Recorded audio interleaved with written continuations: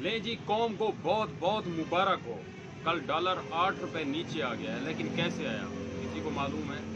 पूरी कौम को ममनुआ फंडिंग की तरफ लगाकर पाकिस्तान की गवर्नमेंट ने अमेरिका को अपनी एयर बेस इस्तेमाल करने की इजाज़त दे दी, जिसके नतीजे में अमेरिका ने अफगानिस्तान में हमला करके कत्ल शुरू कर दिए हैं, जिसका नतीजा अल्लाह ना करे पाकिस्तान को भुगतने पड़ सकते हैं। इससे पहले भी पाकिस्तान में दहशत गर्दी की असल वजह यही थी कि पाकिस्तान ने अमेरिका को अपने पाकिस्तान में अड्डे फराहम किए और अपनी एयर बेस इस्तेमाल करने दी, जिसके ज़रिए अफगानिस्तान में कत्ल गारत हुई, कत्ल हुए, तालिबान को मारा गया। अमेरिका की जंग में खाम खा पाकिस्तान घुसा और पाकिस्तान ने अब बहुत जानी और माली नुकसान किया और हमारे हाथ कुछ नहीं आया। आज भी हम वहीं पर हैं, वैसे ही हमारे पास पैसे नहीं हैं, डॉलर्स नहीं हैं, वही सूरत हाल है।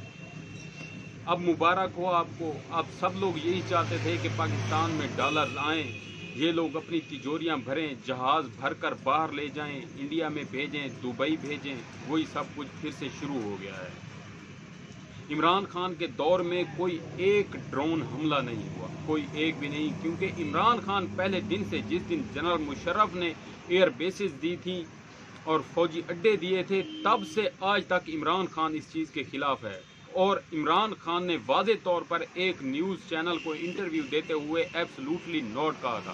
अमेरिका की जुर्रत नहीं हुई कि कभी वो ऐसी हरकत करे या फिर इमरान खान से इजाज़त तक मांगे, क्योंकि उन्हें पता था कि ये गैरतमंद इंसान है और ये हमारी जंग में शामिल होकर अपना नुकसान किसी सूरत नहीं करेगा। लेकिन इन बेगैरतों के काम देखिए, इस बेगैरत हुकूमत के काम देखिए, इसने आज फिर से वही तमाशा शुरू कर दिया है जिसका खमियाजा पाकिस्तान को भुगतना पड़ सकता है।